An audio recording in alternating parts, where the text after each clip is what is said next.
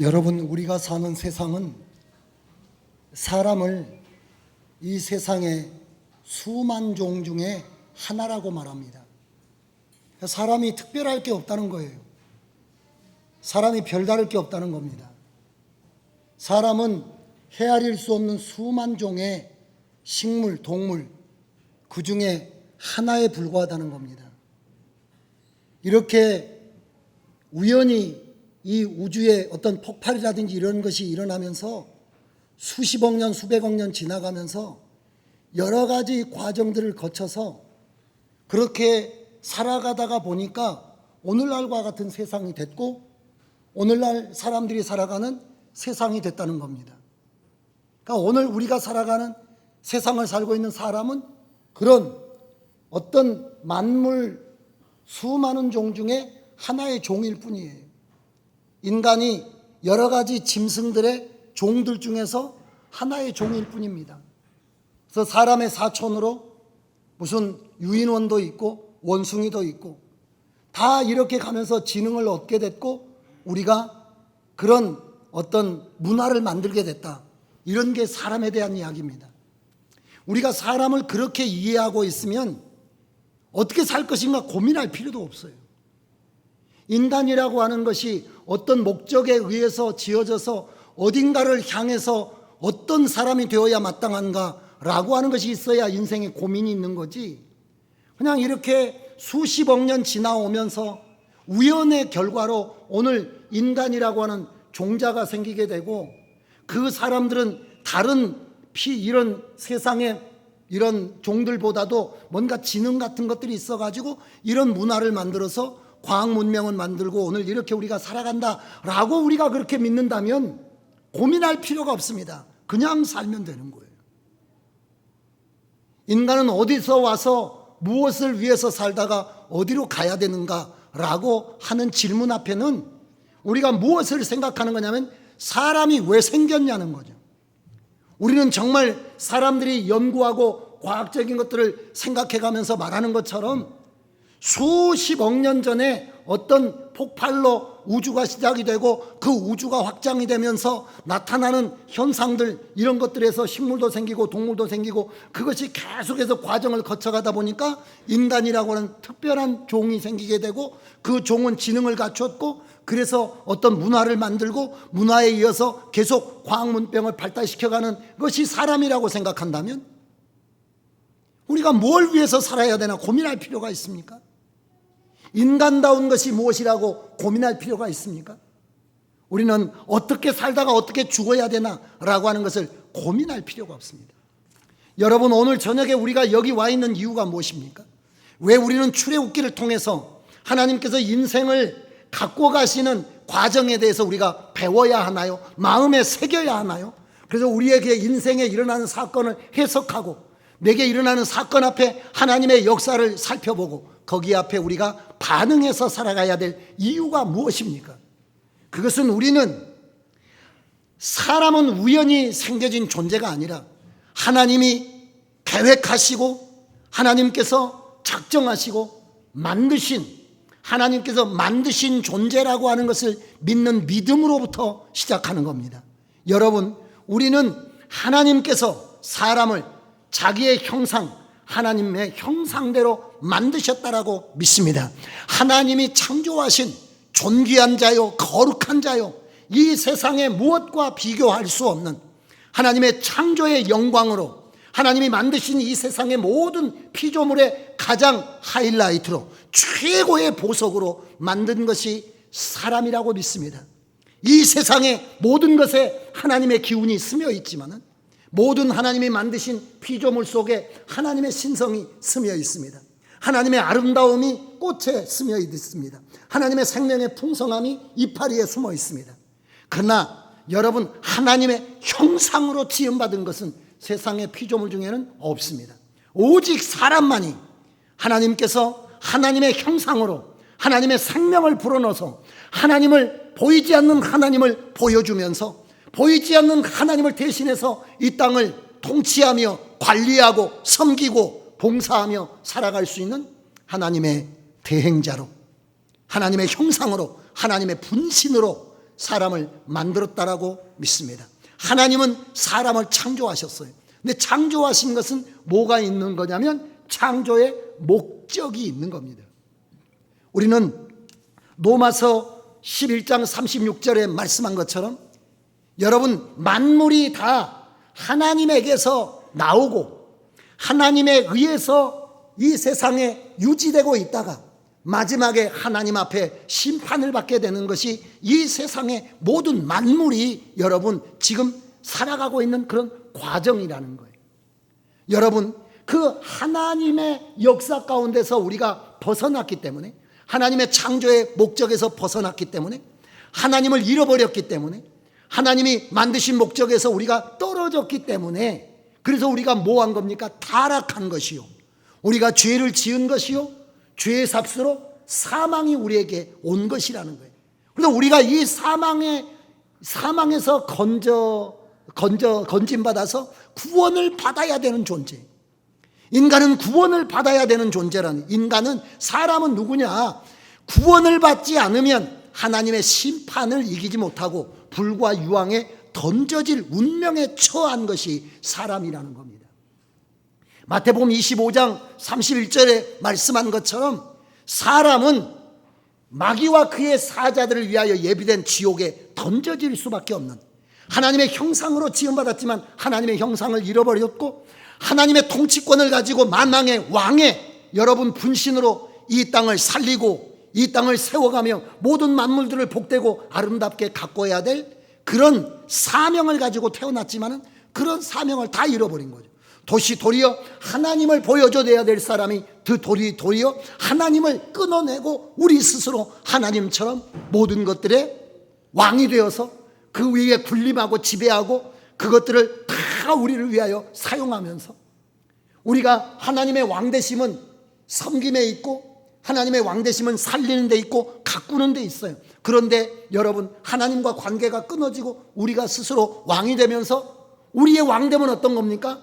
지배하고 짓밟고 빼앗고 부셔뜨리고 무너뜨리고. 그래서 여러분, 인간이 세상의 통치자가 아니라 파괴자가 된 거죠. 파괴자는 누구를 파괴자라고 하느냐면 마귀를 파괴자라고 하지 않습니까? 아볼루온, 파괴자입니다. 요한계시록에 나오는 여러분 마귀 짐승, 파괴자입니다. 그 파괴자의 영을 우리가 가져가지고, 죄는 사망이잖아요. 사망의 세력 잡은 자 마귀는 죽이고 멸망시키고 빼앗는 건데, 우리가 하나님의 형상을 잃어버리자 우리의 형상 속에 뭐가 역사하기 시작했느냐면, 보이지 않는 하나님을 드러내야 되는 하나님의 형상이 아니라 보이지 않는 사단의 권세, 사망의 권세, 악한 영의 역사가 우리의 인생을 타고 밖으로 드러나가지고 사람이 가는 곳에 마귀가 있어요. 여러분, 이 세상의 수억 종의 모든 식물과 동물 속에서 인간보다 마귀적인 것이 어디가 있습니까? 우리가 모기도 미워하고 우리가 막 지나다니는 바퀴벌레도 발로 밟고 하지만 이 세상의 수만 식물과 동물과 모든 피조물 중에 인간보다 악독한 것이 없어요. 왜냐하면 인간이라고 하는 것은 그냥 자체가 아니라 누군가를 드러내는 용도로 하나님께서 창조하셨기 때문에, 하나님이 그 안에 떠나시자 하나님은 떠나고 뭐가 역사하는가요? 마귀가 역사하죠. 우리가 창세기에 보면 하나님의 아들들이 사람의 딸들을 사랑해서 그들과 함께 한 몸을 이루어 살아가니까 뭐가 떠나게 됩니까? 하나님이 떠나가게 됐잖아요. 그 하나님의 떠나는 역사로 끝납니까? 우리가 사무엘상에 가면 누가 나오느냐면 하나님의 사람 사울이 나오죠. 사울이 나오는데 사울에게서 여러분 하나님의 신이 떠나고 뭐가 들어가게 됩니까? 악신이 들어가게 되면서, 이전까지는 하나님의 신에 의해서 하나님의 대리자로 보이지 않는 하나님을 보여주는 사람으로, 하나님의 통치를 대신하는 사람으로 그렇게 하나님의 나라를 다스리고 섬기고 전쟁에 나가 이기고 백성들을 다 교합시키고 이러다가 갑자기 인간이 바뀐 거예요. 그대로 사람은 있습니다. 그 키에, 그 몸집에 그 모든 것이 남아있는데 어디만 바뀐 거냐면 내면이 바뀐 거잖아요. 하나님이 떠나고 그 자리에 마귀가 들어온 거죠. 우리가 에덴 동산에서 하나님 앞에 범죄해서 하나님에게 쫓겨날 때 하나님만 잃고 에덴 동산만 잃은 게 아니에요. 우리에게 뭐가 들어왔느냐면 죄를 짓는 자는 마귀에게 속하나니, 성경이 이렇게 말씀했습니다. 그러니까 마귀가 우리를 정복하고 지배하기 시작했다는 거예요. 여러분, 마귀가 보입니까? 귀신이 보입니까? 물론 우리가 가끔 귀신의 존재를 이렇게 육체적으로 느낄 수도 있어요. 뭔가 그 기분 나쁜 걸 느낄 수도 있고 스쳐 지나가는 걸 느낄 수도 있고 때때로는 존재를 환상으로 볼 수도 있습니다. 그러나 기본적으로 영적인 것은 눈에 보이지 않습니다. 보이지 않아요. 보이지 않지만 존재합니다. 마귀가 보이지 않지만 존재해요. 어떻게 여러분 그 존재를 드러내느냐면 아까 이야기했듯이 그걸 드러내는 도구로 만들어진 사람을 통해서 드러내는 겁니다. 그러므로 지금도 마귀는 계속해서 무엇을 통해서 자신을 드러냈냐면, 자신의 악함을 드러냈냐면 사람들을 통해서 계속 드러내는 겁니다. 에레미야가 그렇게 말씀했죠. 만물 중에서 부패한 것이 뭡니까? 만물 중에서 인간의 심령이 가장 부패한 거예요. 원래 하나님의 형상으로 지음받았지만은 로마서에 보면 뭔 형상으로 바뀌어진 겁니까? 하나님의 신의 형상으로 지음받은 우리가 버러지와 금수와 우상의 형상으로 완전히 전락을 한 거예요. 그래서 여러분, 하나님의 사람이 아닌 사람을 만나는 것은 두려운 겁니다. 그 사람이 어떤 의도를 가지고 나에게 접근해 오는지, 그 사람이 나의 인생을 어떻게 할지를 여러분 할 수 없는 거예요. 그런 가운데 우리가 지금 살고 있는 겁니다. 여러분, 우리는 하나님의 창조된 목적을 떠나서 이미 타락했기 때문에 반드시 뭐 해야 되나요? 다시 회복이 돼야 되고 하나님의 회복의 역사에 쓰임받는 일꾼이 돼야 될 줄로 믿습니다. 그 타락한 사람을 하나님께서 어떻게 회복시키시고 회복시킨 사람을 어떻게 하나님의 동역자로, 하나님의 함께 싸우는 우리가 전사로, 전우로 하나님께서 만들어 가시는지, 하나님은 무엇을, 우리는 어떻게 구원받을 수 있으며 구원받은 우리는 어떻게 다시 하나님의 창조의 원목적대로 하나님을 온전히 보이지 않는 하나님을 세상에 보여주는, 하나님의 보이지 않는 하나님의 보이는 형상으로 그렇게 우리가 회복되어져 갈 수 있는지, 이런 것들을 말씀해 주는 성경이 출애굽기라는 겁니다. 출애굽기인데, 그래서 여러분, 출애굽기는 우리가 무엇으로 구원이 가능하다라고 했습니까? 피로써 구원이 가능하다라고 말씀드렸는데, 출애굽기에 대한 설명을 여러분들하고 한번 다시 기억하라고 했으니까, 출애굽기는 몇 장으로 되어 있습니까? 40장으로 되어 있습니다. 출애굽기는 40장으로 되어 있습니다. 출애굽기가 40장으로 되어 있는데 40장을 몇 조각으로 나눠볼 수가 있느냐면 5개 조각으로 나눠볼 수가 있습니다. 5개 조각으로 나눠볼 수 있는데 5개 조각으로 나눠볼 수가 있습니다. 5개 조각으로 나누는데 첫 번째는 뭘로 나눠볼 수 있냐면 1장, 2장인데 이 5개 조각으로 나누는 근거는 어디에 있느냐면 출애굽기 3장 7절 8절에 하나님께서 어떻게 하시겠다라고 하는 하나님의 시간표가 거기 나와 있어요. 내가 뭘 해서 그 다음 어떻게, 그 다음 어떻게, 그 다음 어떻게 하나님께서 하나님의 일을 이루어가는 과정이 출애굽기 3장 7절 8절에 나와 있습니다. 거기 보면 동사 7개가 나온다라고 했잖아요. 보고 듣고 알고 3장 7절 8절에 내려와서 건져내고 인도하여 이르게 하려 하노라, 이르려 하노라 라는 말씀으로 나와 있다는 거예요. 그래서 1장 2장은 뭐 하는 겁니까? 하나님께서 뭐 하셨다는 겁니까? 보고 듣고 알고 계셨다는 거예요. 뭘 보고 듣고 알고 계신 겁니까? 이스라엘이 고난받는, 애굽인에게 짓밟히고 그 간역자들로 인하여 멸시당하고 구타당하고 살 수 없는 가운데 살아가고 있는 그들의 신음소리, 그들의 고통을 보고 듣고 그 고통이 심각해지자 그들이 잊어버리고 있었던 누구에게 기도하기 시작합니까? 아브라함의 조상적 하나님을 기억하면서 부르짖기 시작하죠. 그래서 고난 가운데 기도하는 그 사람들의 기도를 듣고 알고 계셨다는 거예요.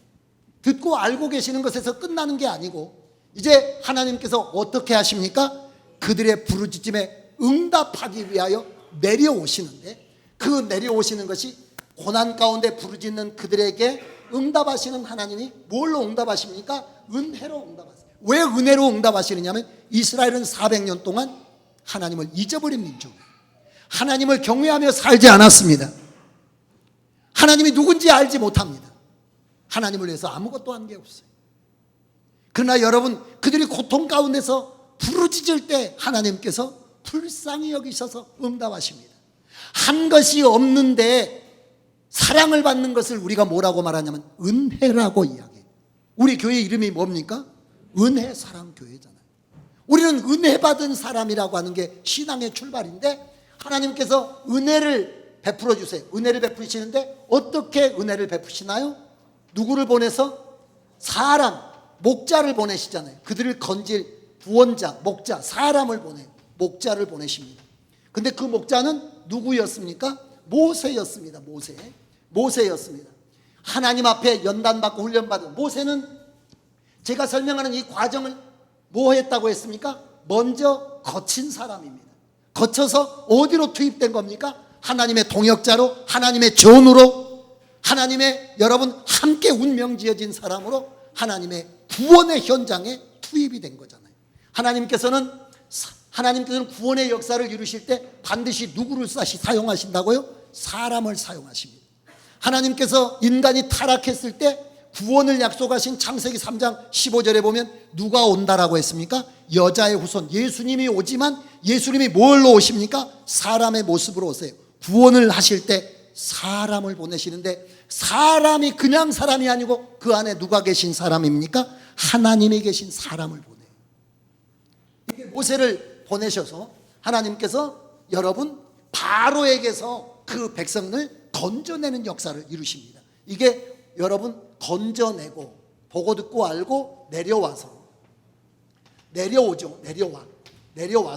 근데 이게 몇 장부터 몇 장까지 나와 있습니까? 3장부터 11장까지 나와 있습니다.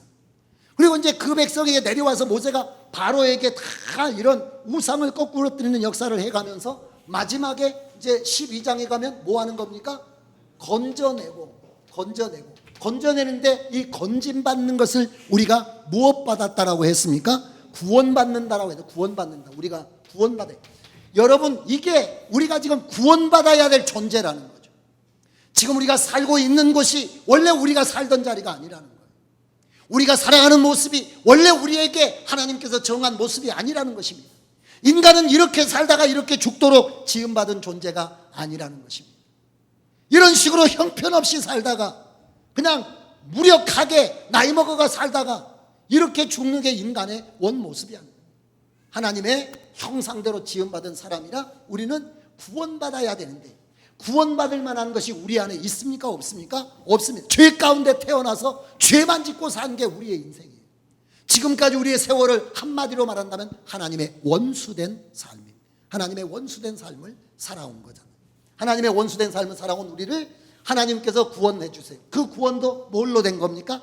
은혜로 구원받게 되는데, 그 구원은 우리가 사망에서 놓여놔야 되고, 원수 마귀에서 놓여놔야 되고, 불과 유황에서 놓여놔야 되고, 여러분 그렇게 놓여놔야 되는데, 그러려면 사망 권세에게서 놓여나려면 그에게 죄의 값을 지불해야 되는데, 죄는 여러분 그래서 값을 지불하려면 뭔 값을 치러야 됩니까? 죄값은 뭐가 죄값입니까?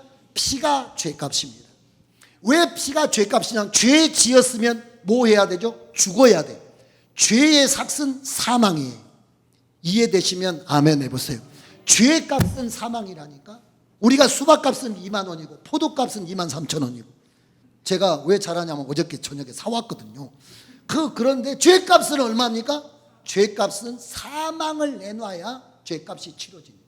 그러면 사망값이라고 하는 것은 뭘 내놔야 되면 생명을 내놔야, 생명이 바쳐져야 사망값이 되는 거잖아요.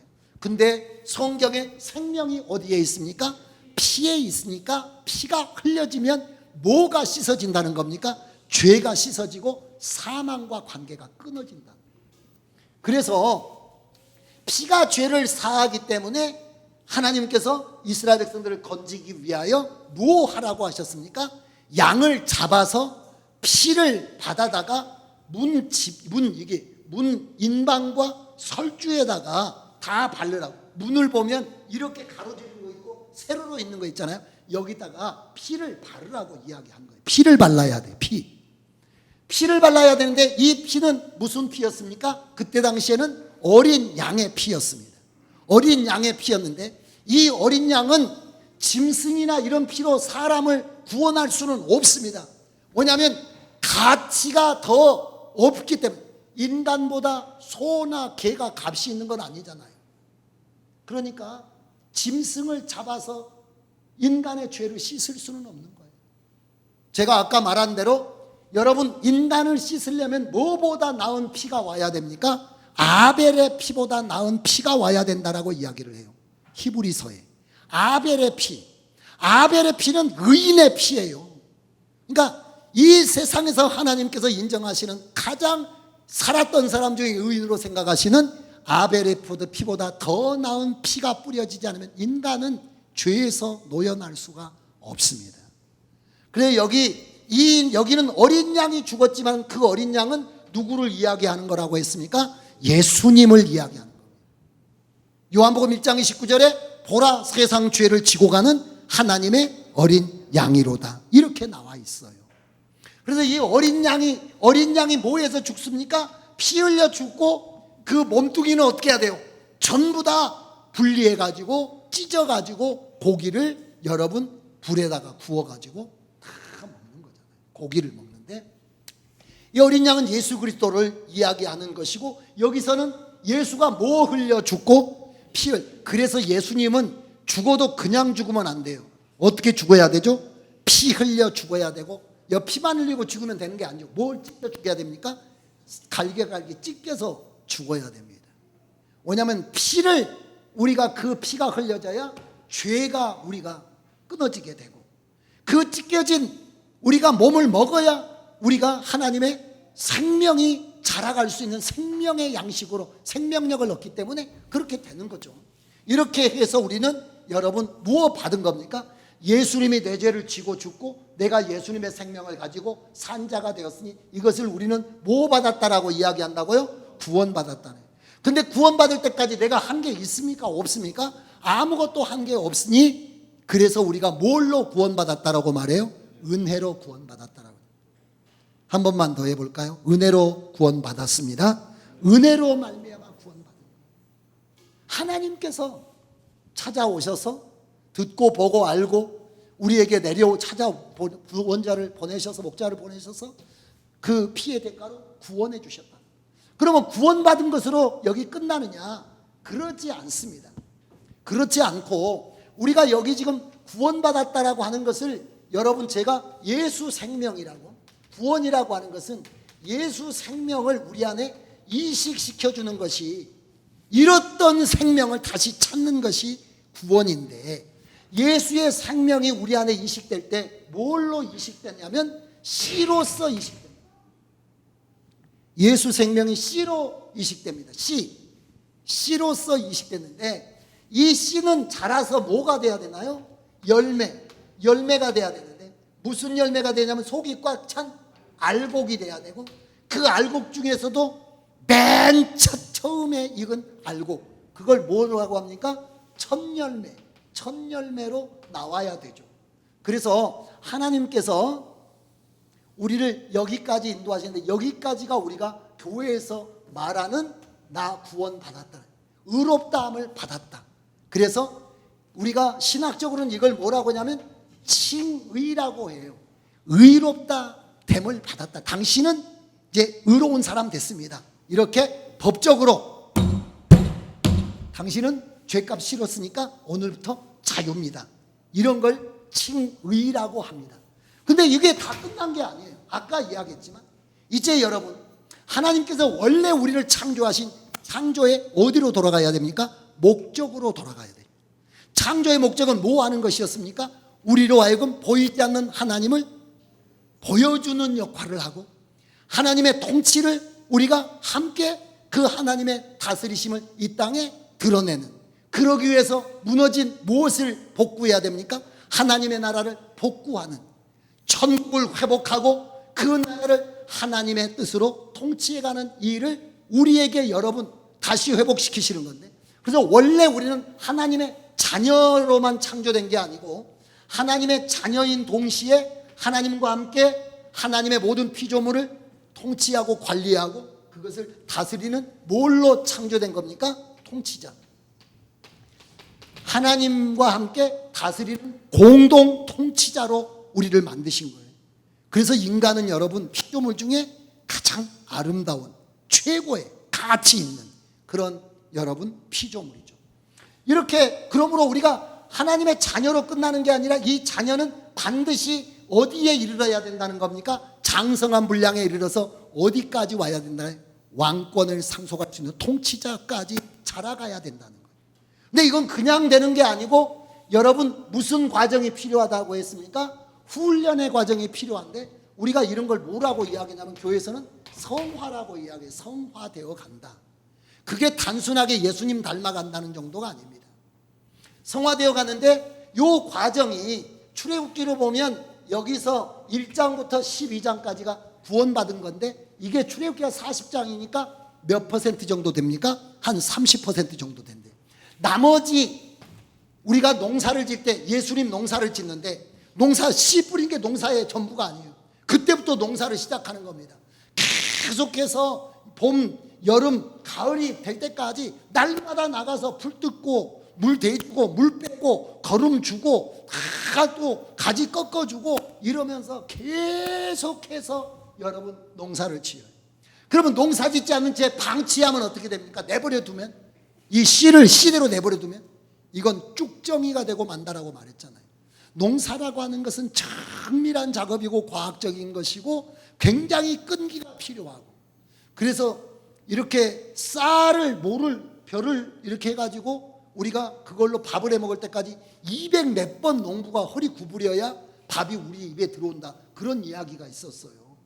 그러니까 이게 그냥 되는 게 아니라 농사라는 것은 계속해서 지어야 되는 거죠. 이거 하나님께서 이 과정을 거쳐 가시는데, 그래서 여러분 보고 듣고 알고 내려가서 건져내고 뭐 하는 겁니까?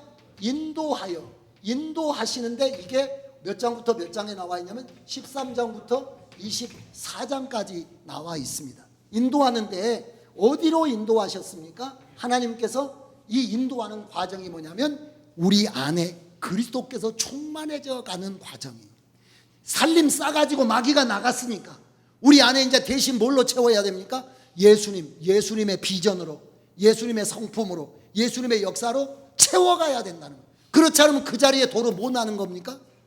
그렇습니다. 마태복음 12장에 보면 귀신이 나가요. 어떤 사람 속에 있다가 나갔는데 집만 깨끗해지고 사람이 이사를 안 왔네.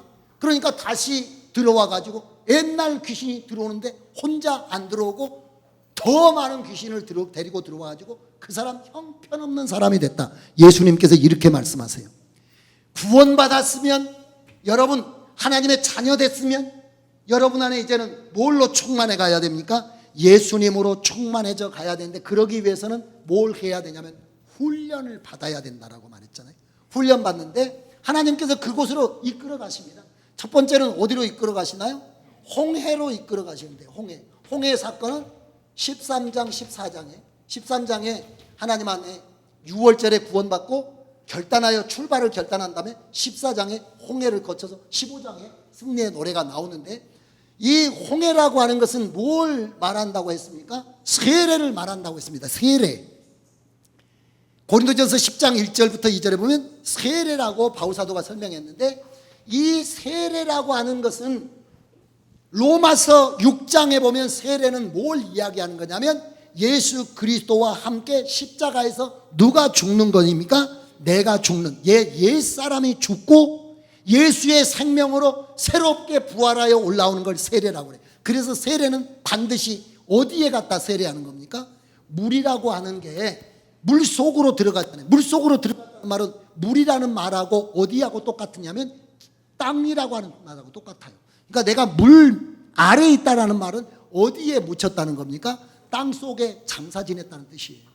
다시 물 위로 올라왔잖아요. 그것은 새롭게, 그러니까 무엇은 장사 지내고 옛사람은 장사 지내고 뭘로 다시 일어났다는 겁니까? 새 생명으로 다시 일어난 게 세례예요. 그래서 세례라고 하는 것은 그 뭘 이야기하는 거냐면 자기를 뭐 하는 거라고 했습니까? 자기를 부인하는 거예요. 자기를 부인하는 결단을 하는 겁니다. 나는 근데 이 결단을 하기 전에 먼저 13장에 아까 이야기하다가 지금 말씀드리다가 잠깐 멈췄는데 13장에 하나님이 구원하신 다음에 나를 따라 살겠느냐고 이스라엘한테 물어봐요. 그러니까 여러분 구원받은 다음에 하나님 따라가겠어요? 안 따라가겠어요? 따라간다라고 할 때 세 가지 조건을 거십니다. 그 조건이 뭐였습니까? 처음 것을 드리라고 하는 것이고, 두 번째는 무교절을 지키라는 것이고, 세 번째는 불기둥과 구름기둥을 따라오라. 이건 뭐냐면 하나님 제일주의로 살아가는 것입니다. 하나님의 인도를 받으라는 겁니다. 하나님의 이끄심을 따르라는 겁니다. 하나님이 원하시는 요구하시는 삶을 살라고 말하는 겁니다. 근데 하나님이 인도하시는 대로 이끌리고 하나님이 요구하시는 삶을 살아가며 하나님을 항상 우선되이 살아가려고 하면 뭐가 걸리는 겁니까? 내가 걸리니까. 제가 너무 빠르게 이야기 한 데다가 막 같은 톤으로 이야기하니까 여러분들이 하면서 곧 주무시는 것 같아요. 하루 내내.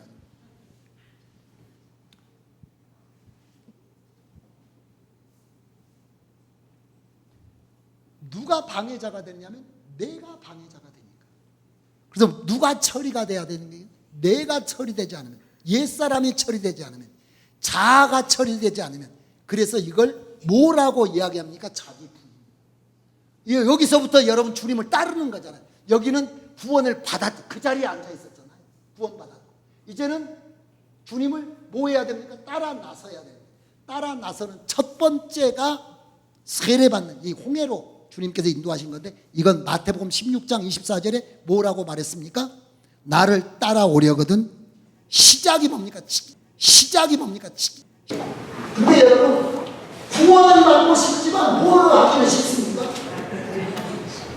자기를 부인하고 싶습니다. 그러니까 우리는 예수를 10살 때 믿었든지 20살 때 믿었든지 30살 때 믿었든지 그 자리에서 떠나지 않습니다. 믿기만 합니다.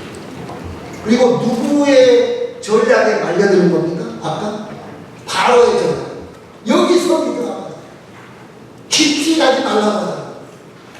식구 다 데리고 가지만 여러분 식구 다 함께 예수 믿어요. 믿기가 쉽다라고 했잖아요. 그 세상은 네 인생까지 맞춰서 시간까지 맞춰서 물질까지 맞춰서 사람 섬기지 말라고 해요. 왜냐하면 안 섬기고 빠져나올 때 아쉬울 거거든요. 그래서 여러분 벽돌이라도 쌓고 교회도 봉사하고 헌금도 하고 그런 사람들 애정이 있어요. 아무것도 하는 사람은 들어가기도 쉽고 나오기도 쉽고. 그래서 우리도 유튜브에 설교를 실었지만 들어가서 보기도 쉽고 나오기도 쉽고. 여러분 이렇게 예배 지금 말씀 듣고 있다가 뻘쭘하면서 나가보세요. 얼마나 본인도 힘들고 사실은 쉽지 않아요. 그러니까 여러분 듣고 싶은 분 말하고 싶은 분 듣고 싶은 만큼만 듣고 말하고 싶은 만큼 말하고 여러분 우리가 예수 믿는데 그렇게 믿기를 원하는데 여러분 큰일 나요. 곡식은 추수되지 않으면 성경은 어디에 걸립니까? 죽정이 꺼지지 않는.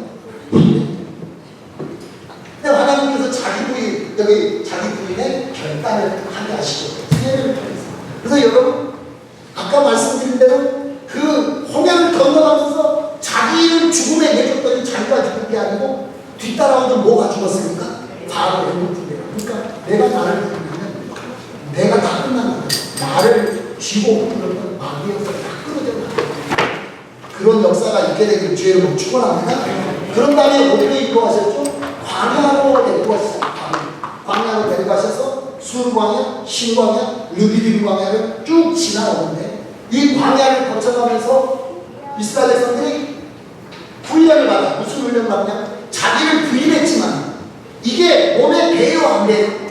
안 되고 생활에서 그게 여러분 적용이 됩니까? 안 됩니까? 안 되니까 그중에서 삶의 문제에 부딪히고 사건에 부딪히면서 누구 없이는 살아서는 살 수 없다는 것, 하나님 없이는 살 수 없고 하나님에게 맞춰서 살아야 되겠다는 생각을 가지도록 쓴물이 생긴다든지 아니면 양식이 떨어진다든지, 아니면 막 적군이 일어난다든지, 집안에 막 문제가 생긴다든지, 이런 일들이 생겨지게 되고, 그럴 때마다 누가 해결하십니까? 하나님이 해결하시잖아요. 그래서 하나님 의지해야 살겠구나, 하나님 따라 살아야 되겠구나, 이런 것을 훈련시키는 거죠. 그래서 계속해서 무슨 훈련을 시키냐면, 이제 진짜 그런 연단과 훈련을 받으면 주는 그리스도시요 살아계신 하나님의 아들이시다라고 고백하면서 주님이 나의 주인이십니다, 나의 목자이십니다. 한번 여러분 믿으시면 하면, 하나님은 나의 목자십니다. 정말 예수님은 여러분의 목자이십니까? 그게 교리적 고백이고, 진짜는 이런 일 저런 사건 겪어가지고 쓴맛 단맛을 보면서 진짜로 하나님 의지해서 살지 않으면 안 되는구나, 하나님에게 내 모든 초점을 맞춰야 되겠구나, 이게 훈련이 되어야 그 다음에 끄는 대로 가는 겁니다. 근데 이 훈련을 어디서 시킨다는 겁니까? 광야에서. 그래서 예수 믿고 나도 어려움이 오는 거예요.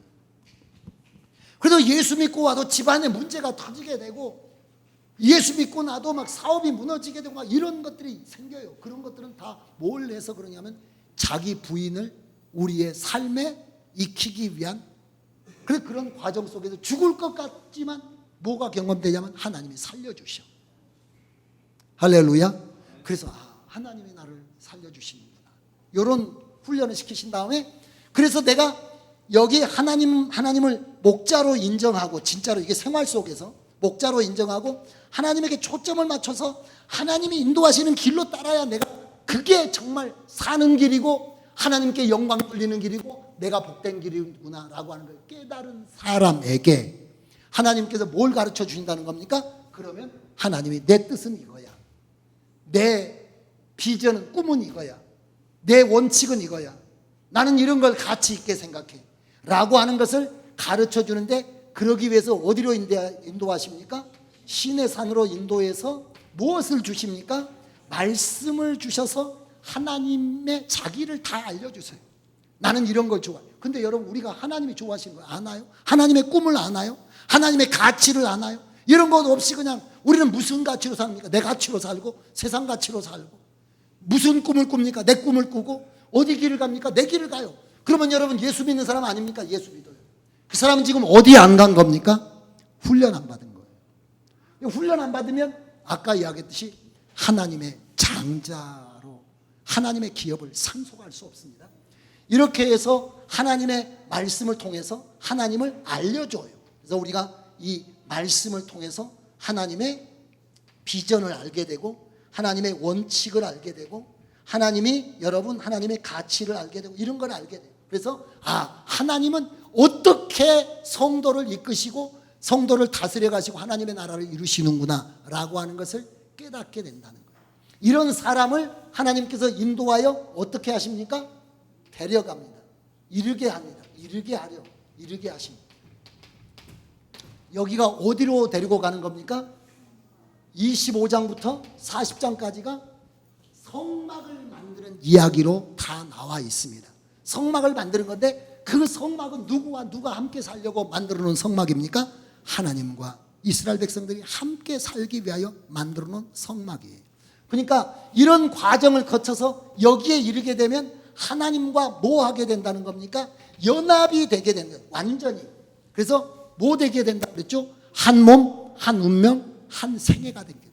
그래서 주님은 내 안에 계시고 나는 주님 안에 있는 그런 연합이 되도록 하기 위해서 성막에 인도해 가지고 하나님하고 우리를 하나로 만드는 훈련을 계속 해가는 거예요. 이런 게 계란 노른자하고 흰자를 하나로 만드는, 하듯이 막 젓는다는, 이게 예배인데 오늘 저녁에 예배 잘 나오신 줄로 믿습니다. 왜냐하면 져서야 돼. 매일 예배하고 매일 기도하고 매일 주님을 접촉하면서, 그래서 우리가 뭐 하게 되면 하나님과 연합이 되게 되면 이제 보이지 않는 하나님의 뭐가 되게 된 겁니까? 보이는 형상. 왜냐하면 그 사람의 언어에서, 그 사람의 생각에서, 그 사람의 꿈에서 뭐가 자꾸 나오는 겁니까? 하나님의 역사가 나오니까 이 사람을 어디로 보내는 겁니까? 하나님의 나라를 회복하는 현장으로 투입을 하는 거예요. 여기 목자로. 그래서 여러분의 주변에 사람이 온다니까. 그래서 어떤 사람을 만나면 여러분들이 회복이 되잖아요. 그건 왜 그러냐면 그 사람이 뭔 과정을 거쳐갔다는 겁니까? 구원받고 훈련받고 하나님하고 연합되어서 그 사람이 내 곁에 있으면 여러분 복받은 사람이에요. 내 옆에 그런 사람 있으면 아멘 해보세요. 진짜 복받은 거예요. 그게 여러분 보이지 않는 하나님이 여러분들을 도우시기 위해서 사람을 붙이시는 거예요. 그리고 여러분과 저는 어떤 사람이 돼야 됩니까? 누군가에게 보이지 않는 하나님께서 그를 붙잡기 위해서 보내주는 사람이 내가 돼야 되는 거잖아요. 그런 목사가 돼야 되고 그런 장로님이 돼야 되고 그런 집사님이 돼야 되고 그런 사람이 돼야 돼요. 내가 그냥 개인 한 인간으로만 살다가 사람 마음 좋은 사람으로 살다가 별 걱정 없는 사람으로 살다가 죽으면 그게 사람 아니에요. 그거 아닙니다. 그래서 자, 이거 설명한 다음에 해야 되니까 요게 출애굽기에 대한 것이고, 출애굽기는 완전한 것이 아니니까 제가 뭐라고 이야기했냐면 구원이 있고 구원 다음에 뭐가 있습니까? 훈련이 있고 훈련 다음에 뭐 있습니까? 연합이 있고 연합 다음에 뭐가 있습니까? 싸움이 있습니다. 전투, 싸움이 있어요. 싸움 다음에 뭐가 있습니까? 기업 분배가 있어요. 그래서 이 구원받은 데서부터 훈련과 연합까지가 출애굽기 민수기에 나와 있는 이야기고, 그 다음에 싸운 다음에 기업을 얻는 이야기가 어디에 나와 있다고 했습니까? 여호수아에 나와 있어요. 그래서 하나님의 구원의 여정은 출애굽기 시작해가지고 여호수아에서 끝나요.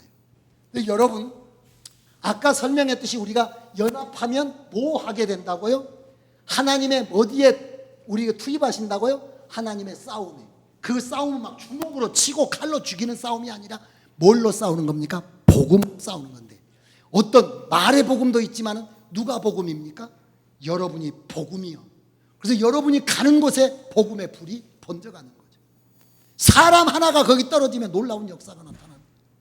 우리가 1885년에 4월 부활절에 아펜젤러하고 언더우드가 인천 제물포항에 내렸는데, 그리고 여러분 지금 150년 만에 한국교회 1000만 명의 역사가 복음화되지 않습니까? 물론 다른 선교사님들도 오지만 이런 게 복음의 폭발력이에요. 이런 사람들을 이 싸움에, 근데 이게 중요한 게 싸움은 언제 후회된다고요? 자, 이게 순서가 있어.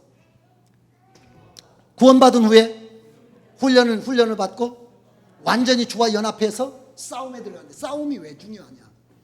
하나님의 꿈은 요한계시록 3장 21절에 내가 이기고 아버지의 보좌에 앉은 것과 같이 이기고 보좌에 앉게 해주기를 원하는 게 하나님의 꿈이라는 거예요. 여러분들을 구원하는 것으로 끝나는 게 꿈이 아니에요. 여러분들을 보좌에 앉히고야 마시는 것이, 그렇게 하는 것이 하나님의 꿈이라는 거예요. 여러분은 구원받은 것만으로도 만족하시잖아요. 여러분 그렇잖아요. 하나님 뭘 시킬까 싶어서 나는 구원받았으니까 됐습니다 라고 이야기하는데 아니라는 거예요. 근데 싸움에 들어가는 사람은 어디를 거쳐야 된다는 거예요? 구원받은 데서 끝나는 게 아닌데, 한국 교회는, 우리나라 사람들은 다 어디에 이르냐면 구원받은 데 주저앉아 있기도 하고, 많은 사람은 자기가 구원을 받았는지 안 받았는지도 모르고, 받았다가 다시 좀 기분 나쁘면 구원이 희미해져가는 그런 가운데 여기에서 왔다 갔다 하고 있는 거죠. 여기 과정 거쳐서 싸움에서 이겨야 돼요. 싸움에서 이겨서 뭘 분배받는 겁니까? 기업을 분배받는 거예요.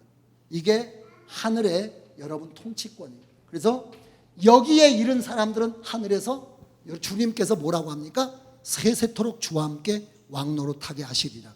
그래서 반드시 우리는 구원받아 칭의, 여기까지가 성화, 여기까지가 영광을 누리는 기업의 상속자가 되어야 될 줄로 믿습니다. 그러면 이제 여러분 우리가 아까 했던 것처럼 그러면 훈련 과정을 거쳐야 되는데, 훈련으로 들어가기 전에, 구원받은 다음에 훈련으로 진입하기 전에 하나님께서 우리에게 물어보세요. 너 훈련받기 위해서 뭐가 돼야 된다는 겁니까? 기본을 갖추라는 거예요. 기본을 갖추라. 기본을 갖추는데 세 가지 기본을 이야기해요. 뭐 이야기했습니까? 아까 이야기한 것처럼 정말 주님이 주인이시라면 주님의 주인됨을 고백해라. 그것이 어떤 것이었습니까? 처음 것을 바치라는 거예요. 처음은 순서도 처음이지만 가치를, 최고의 것을 갖춰요.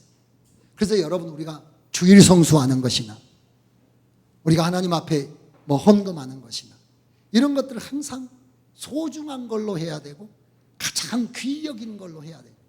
헌금도 다 쓰고 남은 걸로 헌금하면 안 돼요. 먼저 뭐하고 해야 됩니까? 떼어놓고 살아야 돼요. 시간도 먼저 떼어놓고 해야 돼요.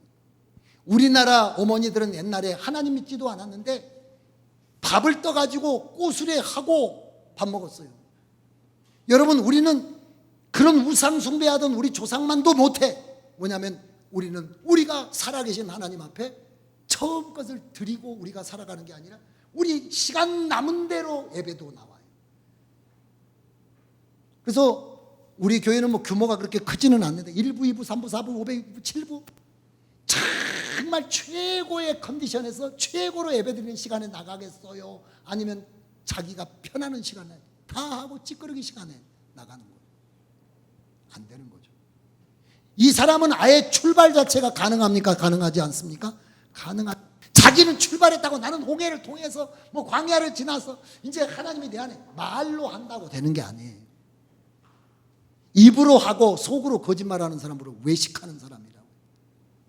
바리새인들은 진리는 다 지식에 그쳐 있어요. 그래서 여러분, 첫 번째가 이 처음 것을 바치라는 것이고, 두 번째는 여러분, 너희가 새 생명을 가졌다면 그에 합당한 삶을 살겠느냐라고 물어봐요. 이게 뭘 지키라고 하는 겁니까? 무교절을 지키라는 거예요. 13장에 펴놓으세요. 출애굽기 13장에. 출애굽기 13장에 보시면 나와요. 무교절을 지키라고 이야기하십니다. 무교절을 지키라고. 무교절이라고 하는 것은 뭘 말한다라고 했습니까? 무교절이라는 것은 누룩 없는 빵을 먹는 기간인데, 누룩이라고 하는 것이 무엇을 말하느냐 하면 죄를 말해요. 죄. 그러니까 누룩 없는 빵은 무엇을 말하는 겁니까? 죄와 결별된 거룩한 삶, 성결한 삶, 깨끗한 삶을 살기로 결단하겠느냐. 그리고 따라 나가야 된다. 왜냐하면 하나님은 거룩하신 하나님이시고 우리에게 여호와께 성별된 사람으로 우리를 여러분 데리고 가시기 때문에, 너 나를 우선순위로 1순위로 생각해서 살겠어? 따라오겠어? 그럴 때 우리가 아멘 하는 거죠. 주님이 1번이십니다. 여러분, 주님이 1번이신가요? 주님이 6번 아니야? 막 그런 이야기 있잖아요. 1번은 자식이 1번이고 2번은 강아지가 2번이고 뭐 3번은 누가 3번인가요? 그 집 남편이 3번인가? 4번은 찾아온 시아버지가 4번이라든가 뭐. 왜 그런 식으로 해가지고 여러분 진짜 하나님이 1번이냐고 물어보시는 거죠? 물어보는 거예요. 우리가 아멘해요. 너는 정말 거룩한 삶을, 너는 지금 구별된 사람이야. 죄는 죽고 예수 생명 살았으니까. 이제는 마귀의 자녀에서 하나님의 자녀가 됐으니까. 너는 이제 노예 생활에서 영원한 하늘의 상속자가 됐으니까. 이제 그 상속자의 여호와께 섬기라고 하는 거룩한 삶을 살기로 결단하겠느냐고 물어봐요. 이게 무교절을 지키는 거예요. 이스라엘 백성들이 했을까요? 안 했을까요? 하겠다라고 결심한 거예요. 그리고 마지막에 이야기합니다. 뭘 따라 살라는 겁니까? 불기둥과 구름기둥으로. 불기둥과 구름기둥, 성령의 인도하심을 따라 살겠느냐. 네가 네 생각으로, 네 경험으로, 네 지식으로 사는 것이 아니라 하나님의 진리로, 하나님의 성령을 따라서 살겠느냐. 성령을 따라 사는 것은 성령이 말씀을 감동해서 기록됐기 때문에 하나님의 말씀의 인도를 받아 살겠느냐라는 말씀과 같은 말씀인데, 그것에 대해서 우리 이스라엘 백성들이 그렇게 하겠습니다. 그러니까 진짜 그것을 시행시키기 위해서 어디로 끌고 간다는 겁니까? 아까 이야기했듯이 거기 보시면, 교재에 보시면 6강에 보실까요? 책을 나눠주시고 제가 시간 안에 마치도록 할게요. 그래서 하나님께서 그렇게 결단한 사람들에게 어디로 인도해 가십니까? 홍해의 길로 인도해 가시죠. 홍해의 길로 인도해 가십니다. 홍해의 길로 인도해 가시는데, 그러면 하나님께서는 왜 홍해의 길로 인도하셨을까요? 이 홍해 길이 말고 이게 막다른 길이 아닙니다. 그리고 이 길이 원래 길이 아니에요. 성경에는 뭐라고 나오냐면 블레셋 사람들의 길이라는 게 성경에 나와요. 출애굽기 여러분 14장에 출애굽기 14장 13장 17절부터 18절에 보면, 출애굽기 13장 17절 18절에 보시면 하나님께서 쉬운 길을 두고 블레셋 땅으로 가는 빠른 길을 두고 돌려서 홍해 광야 길로 인도하십니다. 그 이유는 두 가지인데, 하나는 환경 때문에 두려워하고 전쟁 보면 도로 도망갈까 싶어서 인도했다라고 하나님이 말씀하시고, 두 번째는 홍해길로 인도하시는 것은 뒤를 돌아보지 못하도록 완전히 홍해를 통과해서 뒤를 잘라버리려고 하나님께서 홍해길로 인도하십니다. 우리로 하여금 뭐하지 못하도록, 다시 돌아가지 않도록. 여러분과 저는 돌아서서는 안 될 줄로 믿습니다. 오직 무엇으로 나가는 믿음을 가져야 되나요? 앞으로 나가는 믿음을 가져야 돼요. 뒤로 물러가면 내 마음이 저를 기뻐하지 않습니다. 주님께서 홍해로 인도하신 것은 절대로 돌아올 수 없어. 돌아가서는 안 돼. 돌아가는 것이 아니에요 라고 말씀하시는 겁니다. 거기다가 나를 내려놓고 가는 겁니다. 낮에 말씀드렸지만 여러분, 스님들은 다 머리 깎고 옷도 다 벗고, 그래서 제피도 옷 입고 신도 다 갈아 신고 이름도 다 바꾸고 아예 산속에 들어가 가지고 그 도를 따라가지 않습니까? 돌아가지 않으려고 자기를 완전히 끊어내는, 머리도 끊어내고 다 문화도 끊어내는. 주님은 홍해에서 끊으라는 거예요. 애굽과 단절하라고.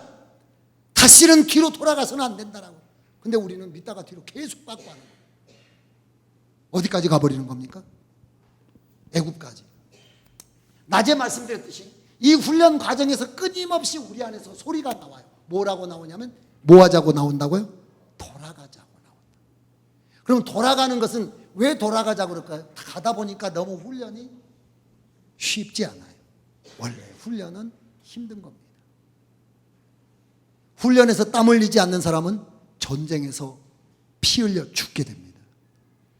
마지막 하나님과 함께 주님을 붙잡고 따라서 훈련 받으며 믿음의 싸움을 싸우지 않는 사람은 마지막에 심판대 앞에서 잔인하게 무너질 겁니다.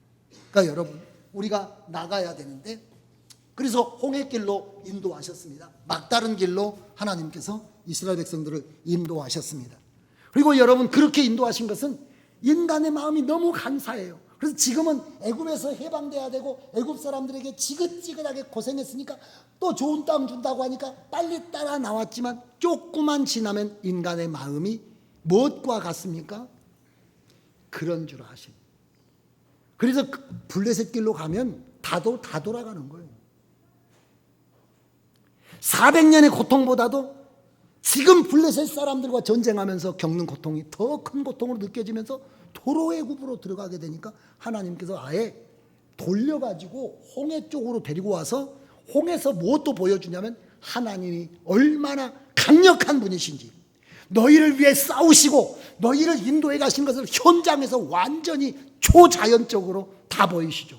애굽 군대도 멸하시고 바닷물도 가르시면서 내가 너희를 충분히 지켜, 내가 너희를 인도해, 내가 너희를 보호해, 구원받은 사람들을 독수리 날개로 업어서 날릴 거야 라고 하는 것을 아예 초장에 보여주시는 겁니다. 그래서 돌아서지 않도록 주님께서 하나님을 믿도록 고강도의 훈련장으로 인도하시죠. 그렇게 하신 이유는 뭡니까? 이 사람들이 하나님의, 여러분, 훈련받아서 연합되어 어떻게 할 사람이라는 건가요?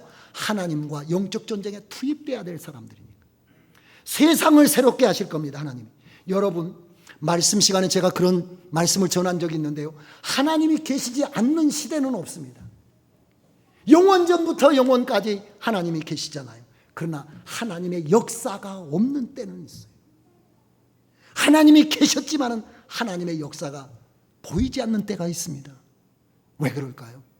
그때는 하나님의 사람이 없는 때.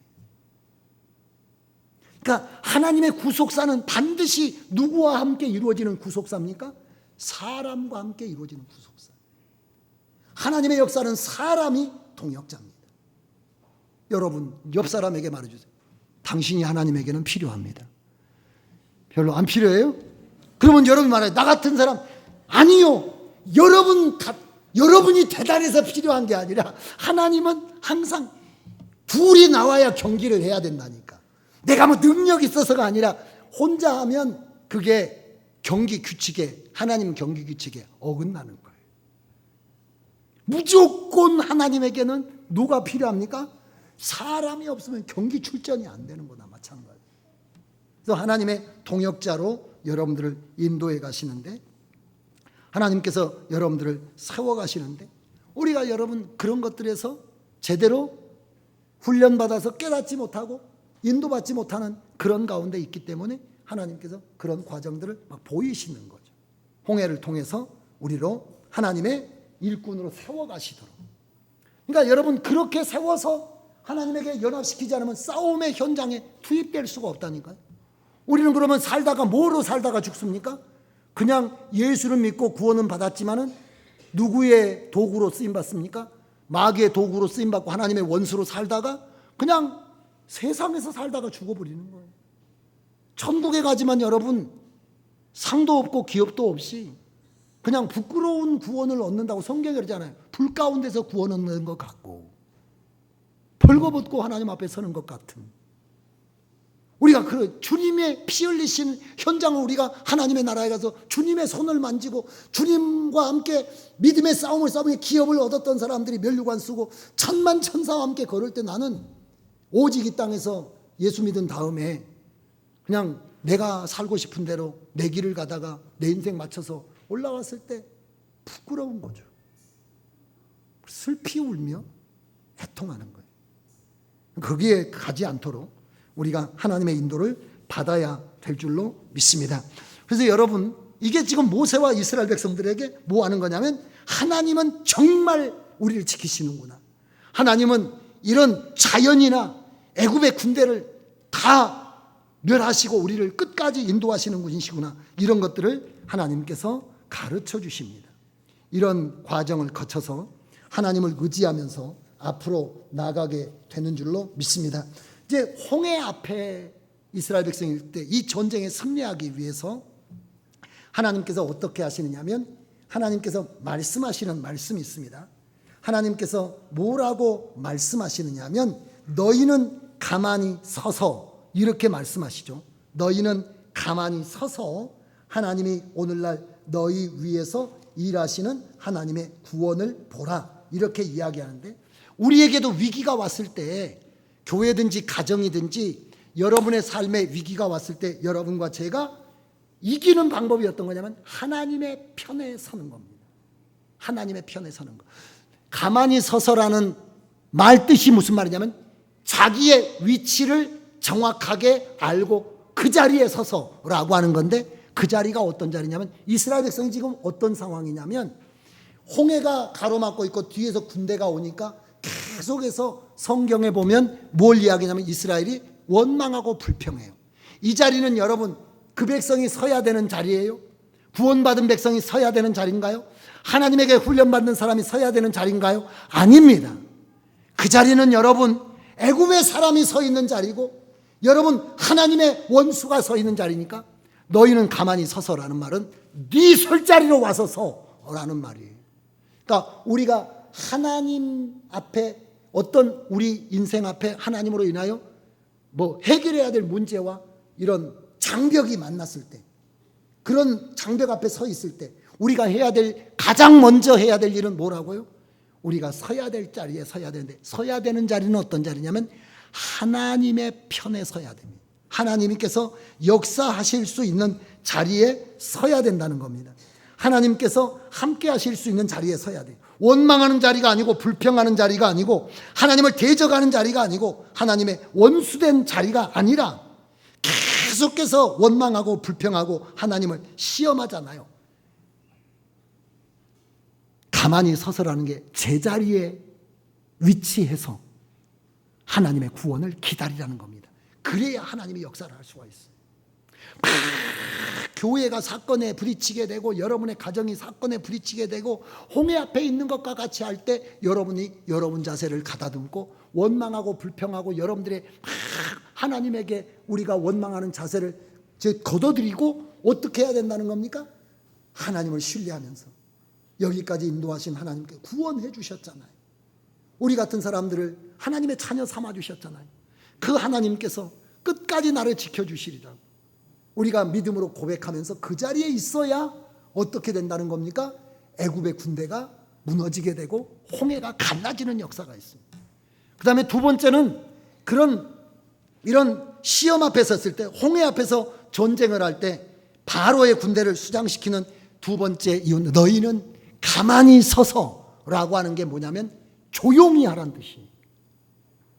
그러니까 하나님의 자리에, 하나님의 편의 자리에 서서 뭐 해야 된다는 건가요? 우리가 입을 다물다, 여러분 침묵하다라는 뜻입니다. 우리가 문제가 일어날 때 왜 입을 닫아야 되냐면 문제가 일어나면 우리의 입에서 선한 말이 안 쏟아집니다. 사람이라고 하는 게 말이 얼마나 무섭게 전파력을 타느냐면 지금도 마찬가지입니다. 인간에게서 가장 강력한 것은 언론입니다. 언론, 말이에요. 그래서 우리가 말의 위력을 어디서 느끼게 됩니까? 언어의 위력을 민수기 13장 14장에 보면 10명의 정탐꾼이 가잖아요. 그때까지는 이스라엘 백성들이 가나안에 대한 기대가 있었습니다. 하나님께서 가나안 땅을 주시리라는 소망을 가지고 있었죠. 근데 그 사람들이 돌아와가지고 10명밖에 안 돼요. 몇 대 몇입니까? 200만 대 10명입니다. 200만 명 대 10명이요. 근데 10명은 뭐 하는 자였습니까? 말하는 자고 나머지 200만 명은 뭐 하는 자입니까? 듣는 자인데 그 말이 얼마나 위력적인가요? 2명은 하나님께서 그 땅을 얻게 해주실 것이다라고 막 강력하게 주장하지만 10명은 악평하여 이야기합니다. 거민을 삼키는 땅이고 가면 자식까지 다 죽게 되고 이건 우리는 죽었다라고 이야기하고 우리가 볼 때 그 사람들이 사람이라면 우리는 메뚜기에 불과하다라고 계속 이야기하죠. 그러다 보니까 이스라엘 사람들에게 어떤 이야기가 나왔습니까? 동요가 나오고 막 이스라엘 사람들이 통곡을 하면서 다 죽었다라고 죽지도 않았어요. 이렇게 무서운 거예요. 그래서 말이 살리기도 하고 말이 죽이기도 해요. 말이 너무너무 중요하고 무서운 겁니다. 근데 문제 앞에 있을 때는 우리 안에 무슨 말이 나오기가 어렵다는 거예요? 선한 말이 나오기가 어렵고 좋은 말이 나오기가 어려워요. 자, 그러면 이렇게 봅시다. 집안에 문제가 있을 때 될 수 있으면 뭐 하지 말아야 됩니까? 말하지 말아야 돼요. 부부간에 말하면 어떻겠습니까? 계속해서 싸우는 거예요. 서로를 공격하는 겁니다. 교회에 문제가 있을 때 뭐 해야 됩니까? 침묵해야 됩니다. 근데 여러분 말합니다. 그러면 무슨 말 하게 됩니까? 원망하는 말 하게 되고 불평하는 말 하게 되고 공격하는 말 하게 되고 그러면 또 그것이 여론을 주장해 가지고 사람들이 그쪽으로 다 쏠려가서 무너지게 되는 거예요. 그래서 여러분 하나님이 지금 능력이 없어서 못 가르는 게 아니라 지금 누구 때문에 지금 이게 망치게 된 겁니까? 이스라엘 사람들이 하도 서로에게 죽었네 난리 났네 끝났네 뒤 좀 보소 쫓아오네 막 이렇게 하니까 하나님이 가르기도 전에 다 죽게 생겼어요. 그러니까 여호수아를 통해서 제발 조용히 좀 해. 말하지 마세요. 그러면 말만 안 하고 있으면 됩니까? 말 안 하고 멍청하니 있으면 되는 게 아니라 누구를 바라봐야 되나요? 오늘날 너희를 행하시는 하나님의 구원을 기다리면서 주여 이 역사하소서 주여 도우소서 주여 일하소서 하고 무릎을 꿇어야 되죠. 그러면 하나님께서 없는 길을 내시잖아요. 우리는 지금 홍해가 갈라져서 길이 났다라고 생각하니까 알지만 이스라엘 백성들은 아무도 상상하지 않아요. 저희 어떤 해결이 있을지 몰라요. 그러나 하나님이 오늘날 뭔가를 하실까라고 기대하면서 지금까지 했던 원망과 불평들을 다 닫고 하나님의 대적의 자리에서 하나님의 여러분 전우의 자리로 서서 하나님의 역사를 기대했더니 바람으로 갈라버린 거 아니에요. 그러면서 이스라엘 백성들이 지나가고 따라온 애국 군대는 수장돼서 그 이후로는 그 군대를 볼 수 없게 하나님께서 놀라웠게 역사하신 것 아닙니까? 여러분의 가정에 하실 수 있습니다. 할렐루야. 구원하신 하나님께서 여러분들을 연단하시고 영광에 이를 때까지 계속해서 인도해 가세요. 하나님은 포기하지 않습니다. 독수리 날개로 여러분을 업어서 하나님의 역사까지 이루어가게 될 줄로 믿습니다. 여러분들이 문제에 부딪히겠지만, 사건을 만나겠지만, 상황을 경험하게 되겠지만 절대로 여러분이 그 상황에 죽지 않습니다. 어떤 사건도 어떤 상황도 어떤 문제도 여러분을 죽일 수 없으면 여러분을 하나님께서 택했기 때문에, 하나님의 제사장으로 택했기 때문에, 하나님의 동역자로 여러분을 지명해서 불렀기 때문에, 그리고 하나님의 나라의 회복과 영광의 나라를 위해서 여러분들을 붙잡으셨기 때문에 절대 여러분은 죽을 수도 망할 수도 끝날 수도 없어요. 어떤 사건과 상황이 벌어져도 여러분들은 이겨내고 말 것입니다. 그러기 위해서 여러분들이 하나님의 편에 서서 뭘 조심하고 입을 닫고 하나님의 일하심을 구하면서 하나님에게 주목하면서 하나님 앞에 나가야 될 줄로 믿습니다. 그렇게 되면 하나님께서 바로의 군대를 수장을 시키죠. 그리고 나면 이스라엘 백성들이 뭐 하느냐면 하나님 앞에서 영광을, 하나님의 역사하신 하나님에 대해서 노래하는 이야기가 나와요. 그 노래 중에 모세의 노래가 나옵니다. 모세의 노래가 나오는데, 모세가 승리하신 하나님에 대해서 어떻게 표현하면서 노래하느냐면, 거기 보면 높고 영화로 15장 1절이죠. 보면 높고 영화로우신 분. 내가 이제 만났던 하나님은 이전에 애굽에서 보았던 신들보다, 바로보다도 더 비교할 수 없는 영광스럽고 영광스러운 분이시구나. 내가 하나님을 별것 않는 하나님으로 생각했는데 홍해를 가르시면서 애굽을 수장하는 거 보고 깜짝 놀랐다. 이런 분이신 줄 몰랐는데 이렇게 영화로우신 분이 나의 하나님이시고 나의 동반자이시고 나를 택해서 그의 신부를 삼으시고 그가 그렇게 영화로우신 분이니 그가 예비하신 영광의 나라가 어떠한 나라가 될 것인가 라고 하는 것을 생각하면서 모세가 하나님을 찬양해요. 여러분 계속해서 보면 모세가 노래할 때 용사이신 하나님은 싸워주시는 분, 우리 앞서가시면서 그분이 다 싸워가시는 겁니다. 우리가 싸우는 게 아니라 주님께서 싸우시는 하나님이십니다. 여러분 바로의 군대 병거를 바다에 던지신 하나님이라고 노래하는데, 이 세상에 아무리 강한 군대, 아무리 강한 사람, 아무리 강한 정권, 아무리 강한 문화가 와도 예수 믿는 사람과 예수 믿는 교회와 하나님의 나라를 무너뜨릴 수 없는 줄로 믿습니다. 하나님의 나라를 무너뜨리려고 했던 사람들은 다 무너지게 되고 하나님의 나라는 영원토록 세워지게 되는 것이 여러분 하나님의 역사예요. 애굽인을 하나님께서 이기게 해주셔서 하나님이 홍해를 건너게 하셨는데, 건너게 하신 이유가 있습니다. 자, 말씀을 좀 정리해 볼게요. 하나님께서 여기 모세가 이야기한 승리의 노래 중에 가장 중요한 게 있어요. 그게 뭐냐면, 여러분 우리 교회 성경 구절 중에 있는데 출애굽기 찾아보세요. 출애굽기 15장이 승리의 노래인데 17절이 있습니다.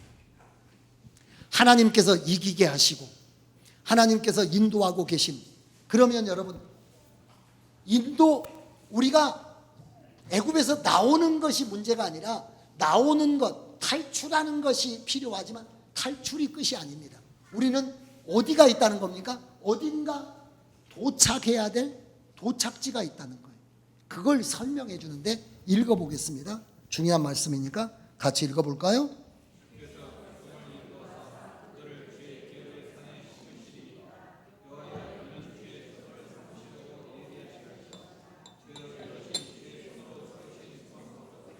너무 중요한 말입니다.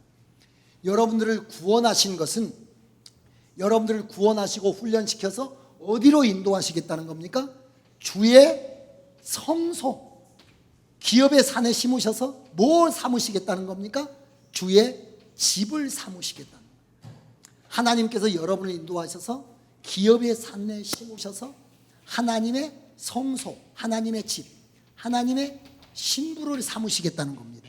근데 이 기업의 산에 심는데 그 산이 성경에 보면 두 가지가 있어요. 하나는 어디 산이 있습니까? 이 세상에 예루살렘의 산이 있습니다. 시온산인데, 예루살렘에 있는 시온산, 성전이 있는 시온산이 있어요.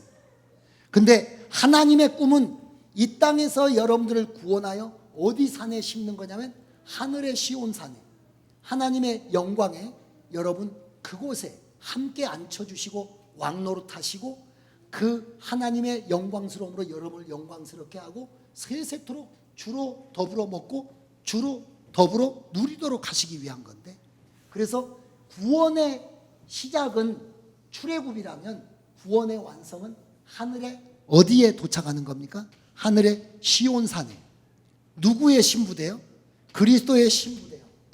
주님과 온전히 함께 보좌에 앉히워주는, 거기가 여러분들의 최종 목적지인데 중요한 말씀이 있습니다. 근데 여기에 이르기 전에 뭐 해야 된다는 겁니까? 여기 어디? 이 땅에 바로 주님의 성소, 하늘의 성소와 여러분 그대로 식양으로 지음받은 이 땅의 성소가 있어요. 이걸 우리가 무슨 공동체라고 하냐면 교회 공동체라고 해요. 교회 공동체. 누구의 이름으로 지어졌습니까? 예수 그리스도의 피 위에 세워진 교회 공동체 안에서 누구와 함께 살아야 됩니까? 주님과 함께. 아까 이야기했어요. 무슨 나라가 돼야 됩니까? 주의 나라가 해야 되는데, 주의 나라. 제가 여러분 주일날 말씀드린 것 같은데, 주기도문 하면서 주일 저녁에 말씀드렸는데, 하나님의 나라가 회복이 돼야 되잖아요. 하나님의 나라가 회복되기 위해서는 세 가지가 회복돼야 된다고 했는데, 첫 번째는 보좌의 통치자가 누가 돼야 됩니까? 하나님이 통치자가 돼야 되고요. 하나님이 통치자가 아니라 누가 통치자냐면 내가 내 마음에는 통치자고, 교회에는 목사나 어떤 힘 있는 사람이 통치자가 되고, 이러기 때문에 하나님의 나라 아니라 그 자리를 누구에게 내드려야 됩니까? 하나님에게 다 돌려드려야 돼요. 그래서 그러려면 그게 뭐 하는 것이냐면 이름이 거룩히 여김을 받는 것, 하나님을 구별되어 하나님을 존중하는 그런 것이 회복되도록 우리가 기도해야 되고, 그 다음에 여러분 그 하나님의 통치를 따라 살고자 하는 뭐가 있어야 된다는 건가요? 공동체. 그게 나라의 임하옵시며 라는 뜻이라고 했잖아요. 공동체가 있어야 돼요.